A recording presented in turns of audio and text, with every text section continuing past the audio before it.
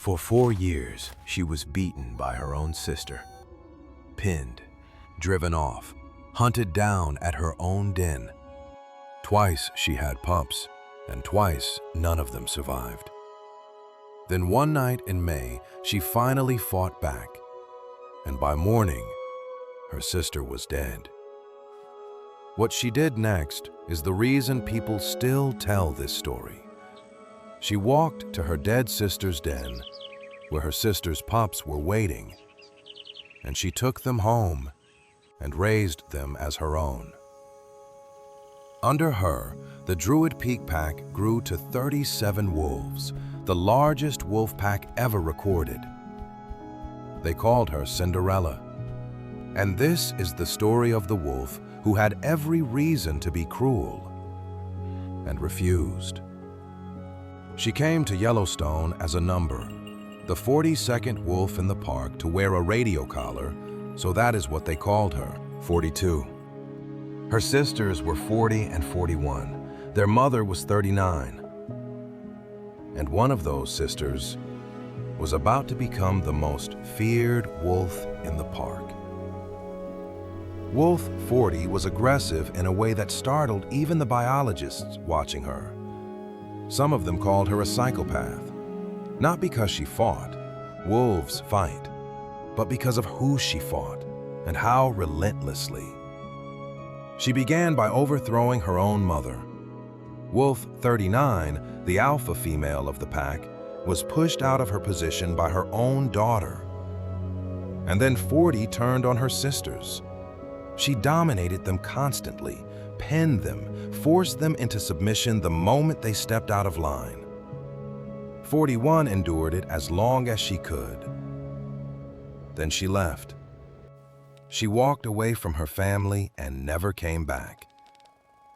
42 stayed.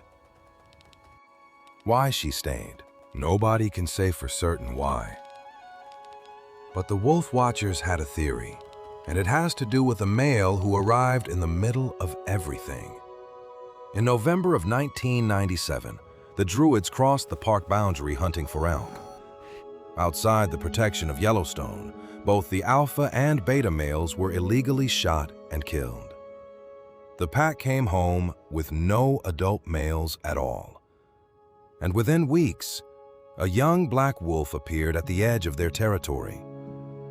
He had come from the Rose Creek pack, and he would be known as Wolf 21. 40 tested him for hours before she accepted him.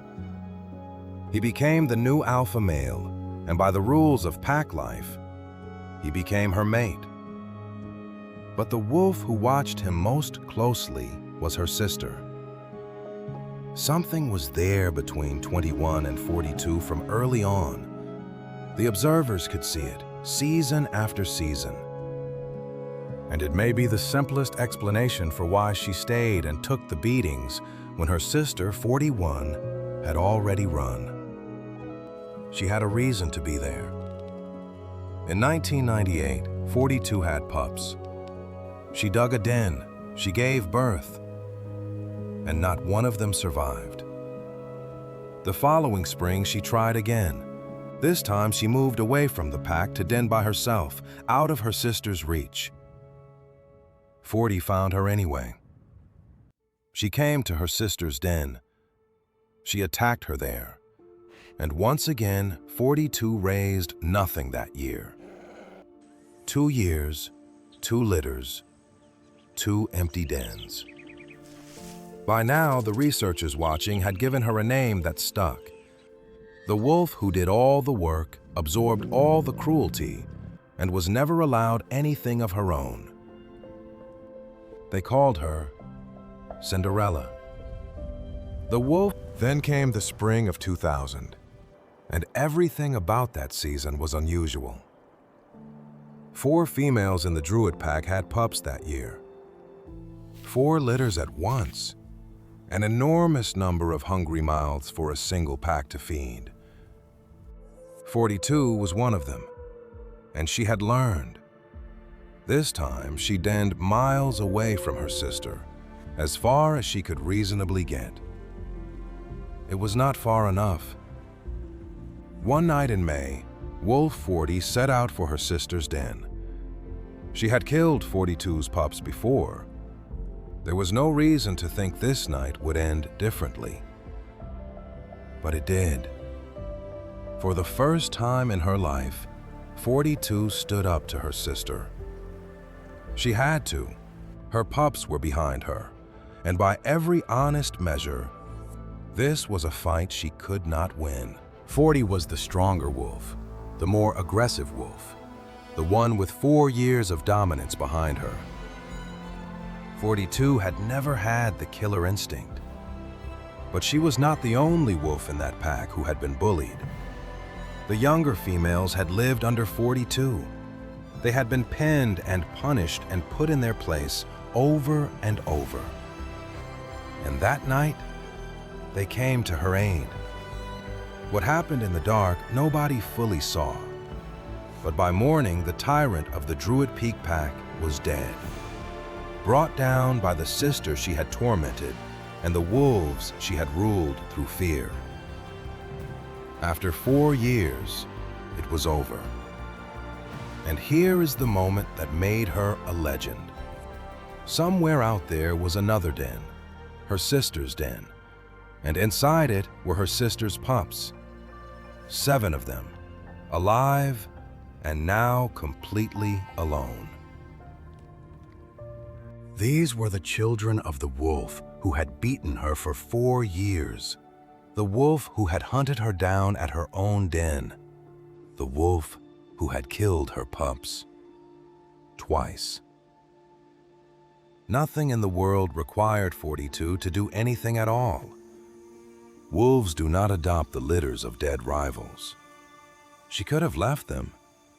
Nature would have taken care of the rest, and no one watching would have been surprised. Instead, the next day, she gathered her own 7 pups and moved them across the valley into her dead sister's den. 14 pups in one den, hers and her enemies side by side. And she raised every single one of them. What followed was one of the great success stories in the history of wolf research. In the year 42 took over, the Druid Peak Pack raised 20 pups out of 21 born. For wild wolves, that survival rate is close to miraculous. She did not stop at her sister's litter either. She took in her niece and her niece's pups as well. Whatever came to her, she folded into the family. And the pack grew and grew. At its height, the Druids numbered 37 wolves, the largest wolf pack ever documented.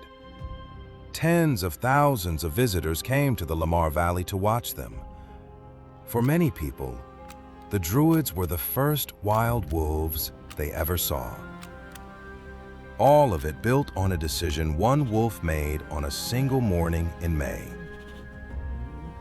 And she led in a way that surprised the people studying her. She had been an excellent hunter in her prime, but as she aged, she let the younger wolves do the chasing, and she took up something closer to a supervisor's role. One biologist described a hunt where she led the pack to a herd of elk, and as the wolves fanned out across the hillside, she went to each one in turn, as if she were giving instructions.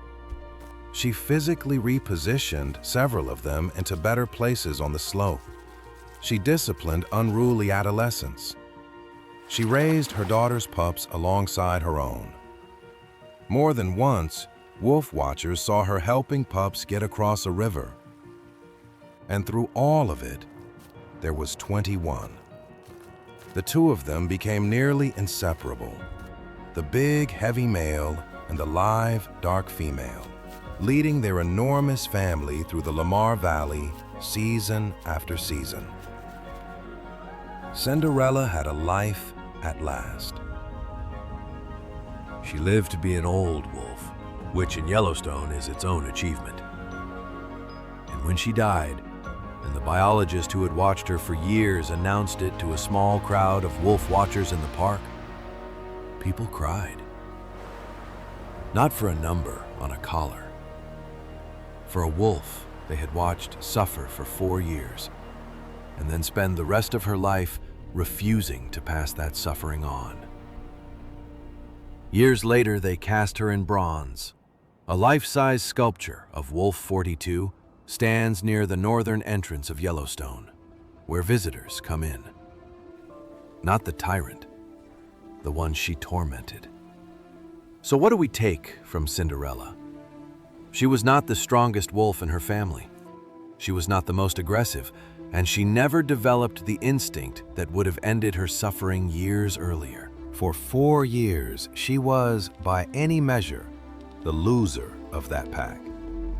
And when the moment came that she could finally have taken everything, when the wolf who had destroyed 2 of her litters was gone, and her sister's helpless pups were lying in a den across the valley, she carried her own children over to them and raised them together. Think about what that pack was actually built on. 37 wolves, the largest in recorded history, founded on the choice not to take revenge on 7 infants. Her mate, 21, never killed a beaten enemy. The wolf who raised him, Wolf 8, let a defeated rival walk away. And 42 raised the children of the sister who had tried to destroy her. The greatest wolf family Yellowstone ever produced was built over and over by wolves who chose mercy when nothing required it. She spent 4 years as the wolf everyone pitied.